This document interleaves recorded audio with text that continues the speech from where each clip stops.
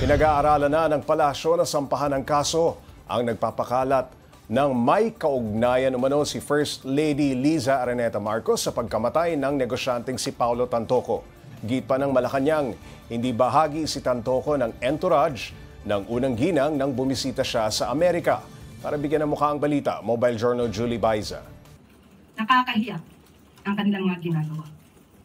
Unang-una, si Mr. Paulo Tantoco ay hindi po kasama sa official entourage ni FL o ni First Lady ng unang ginang. Nakakahiya dahil gumawa sila ng peking police report. Ang sinasabing police report na naipost sa Facebook ay isang malaking kasinungalingan. Pahayag yan ng palasyo sa gitna ng alegasyong nagdadawit kay First Lady Liza Araneta Marcos sa pagkamatay ng negosyanteng si Paulo Tantoco sa Amerika noong Marso. Base sa mga ulat, overdose sa ilegal na droga ang ikinasawi ni Tantoco. Sabi ni Castro, nakalulungkot na dinadamay sa pamumulitika ang usapin ng isang pribadong tao.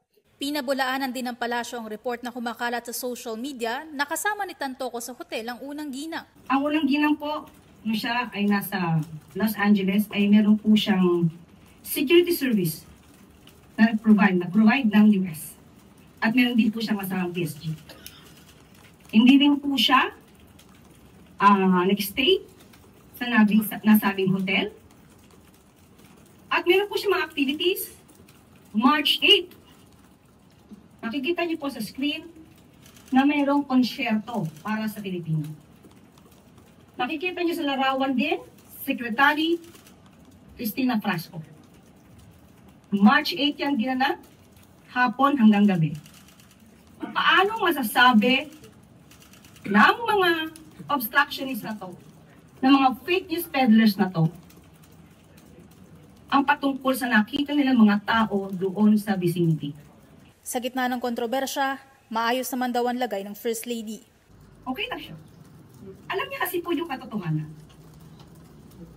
Sa totoo lamang po ayaw niya sana ito nang lumaki pa dahil... Pero pilit na, ginigiba, pati ang unang ginang, para maapektuhan ng Pangulo at ang kasalukuyang administrasyon. Pero wala pong ikinababahala ang unang ginang dahil alam po niya ang katotohanan at makikita mismo ang mga records na yan. Payo pa ng palasyo, huwag basta maniwala sa mga drama, gimmick at anyay gawa-gawang kwento ng mga tinawag niyang obstructionist.